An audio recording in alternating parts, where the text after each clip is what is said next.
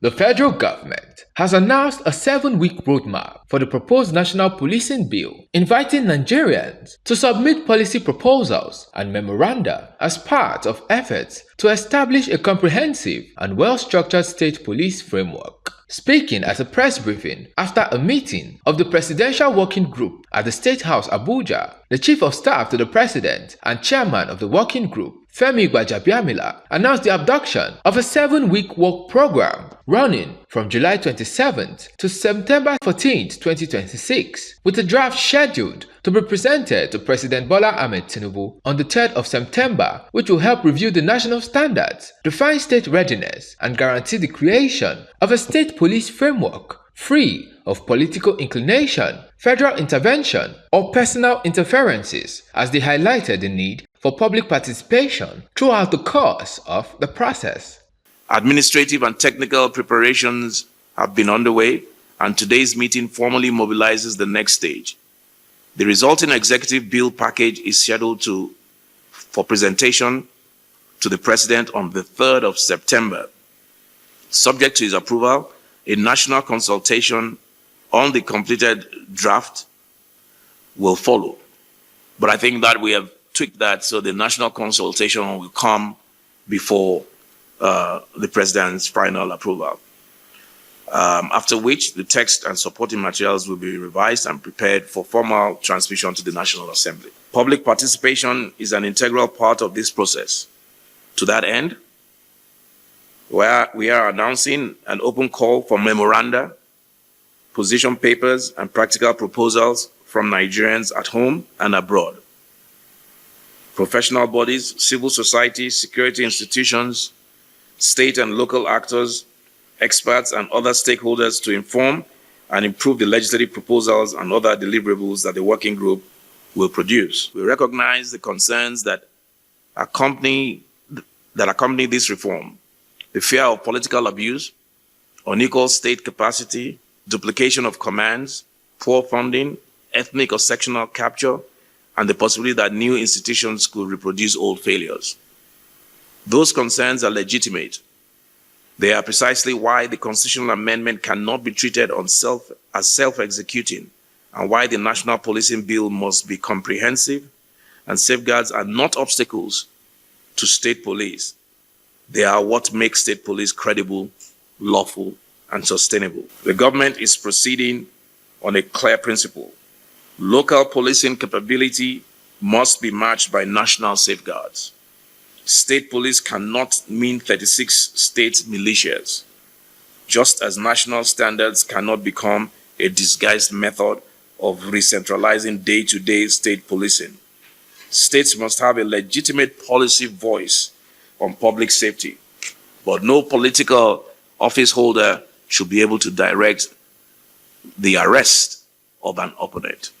The representative of the Nigerian Governors Forum and Governor of Ogun State, Dapo Abiodun, and the Attorney General of the Federation, Prince Lateef Fagbemi, highlighted the efforts of the federal government to review the amended bill in order to establish a police framework free from external influence or individual control. I must first appreciate the chairman and Dr. Dubem and his group for working very hard on trying to ensure that what we consider as one of the most, if not the most, consequential reforms of this administration is seen to implementation. Because what we've seen and witnessed is the amendment of the Constitution, and we've seen a groundswell of support by the entirety of Nigerians, with a very high level of expectation that they believe that once the amendment was completed by the National Assembly, the next thing is for states to begin to implement their various state policing systems. And the truth is that what this working group is working on is what would allow for the details of that implementation, which will be reflected in the bill, and that's what we're working on. Someone has to be responsible for ensuring that that amendment now reflects in a bill that can be operated, and that's what we're working on. So this bill has to do with different consequential amendments to other parts of the Constitution that we may not even realize. For example, the firearms bill, which only allows and recognizes a unitary policing system, now has to be, and so many other bills, areas of separation. Where do the powers of the federal police stop? Where do the powers of the state police start? You talked about, someone talked about funding. Some states may not have as much capacity as others. Of course, they will recruit as many policemen that they want in their state, and I'm sure that part of what we're doing also would recommend some form of grant from the federal to ensure a startup. The one that interests me the most is the issue of what happens for states who have not been able to, come on board. Like it has been said, law abhors vacuum, so the federal presence will continue to dominate in that area.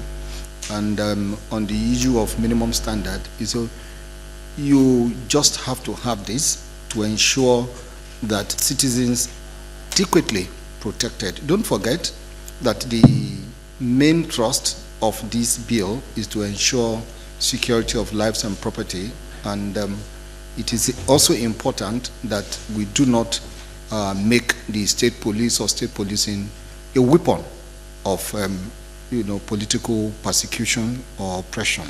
There must be standard, there must be the minimum threshold to guarantee the continued existence and operation of the society.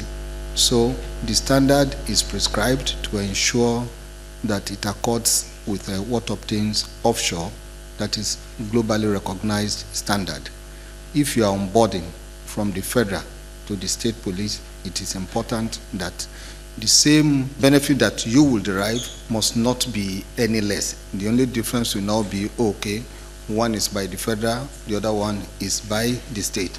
If you leave the door open, then it means all sorts of situations will come in, and this will not be good enough for the society. Olumide Abiodun Mudashiru reporting for PFM Global News.